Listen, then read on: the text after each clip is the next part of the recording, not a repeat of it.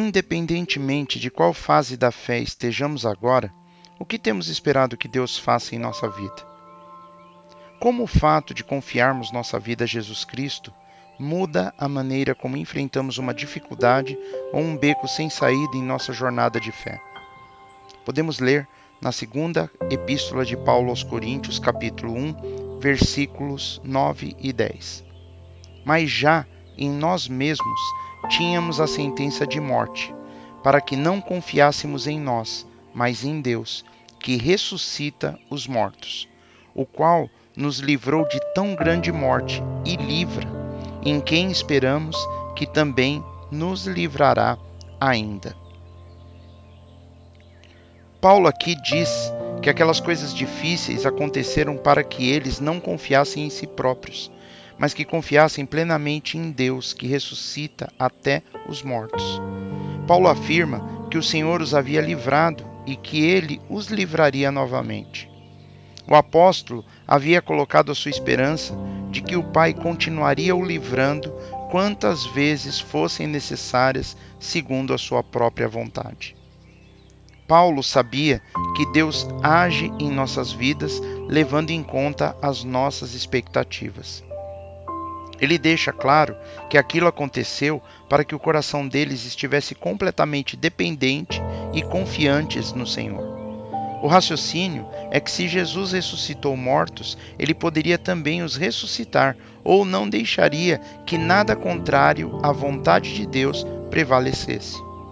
Se o Senhor já fez algo em nossa vida, Ele é poderoso o suficiente para fazer novamente quando e como Ele quiser.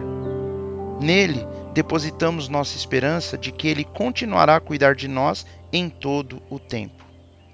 O propósito de um beco sem saída em nossa vida é nos ensinar a confiarmos em Deus. Por que Deus permite que as coisas fiquem tão ruins e tão fora de controle?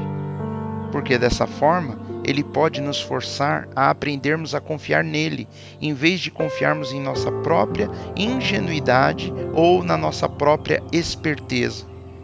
E qual é a promessa que temos quando confiamos em Deus?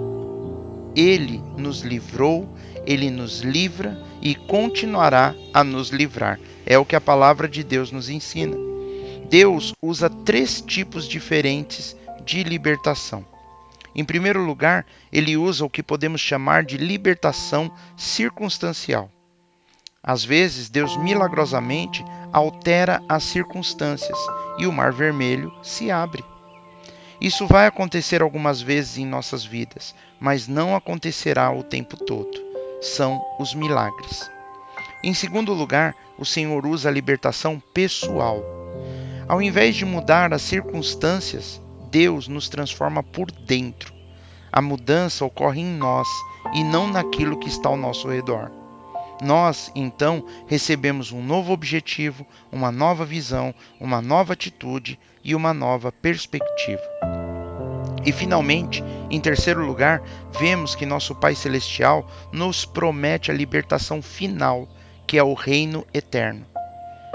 Na realidade, o Senhor nunca prometeu remover toda a nossa dor neste mundo ou resolver todos os nossos problemas. Ele nunca prometeu isso. Porque enquanto estamos na terra, há dor, tristeza e sofrimento. A libertação final acontecerá quando entrarmos no reino eterno, onde não haverá dor, nem tristeza, nem sofrimento e muito menos mágoa. Só há uma maneira de chegarmos e entrarmos no reino dos céus. Podemos ler no Evangelho de João, capítulo 14, versículo 6, que Jesus diz: Eu sou o caminho, a verdade e a vida. Ninguém vem ao Pai senão por mim.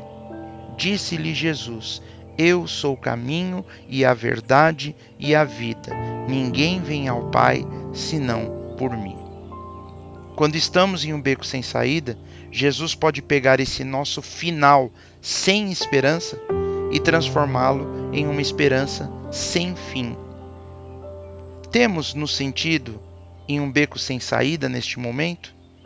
Precisamos então pegar esse problema, essa situação e a nossa própria vida e entregá-los na mão de Jesus. Jesus sempre cuida dos nossos melhores interesses. Ele nos ama e a nossa vida está em tuas mãos e em seus cuidados.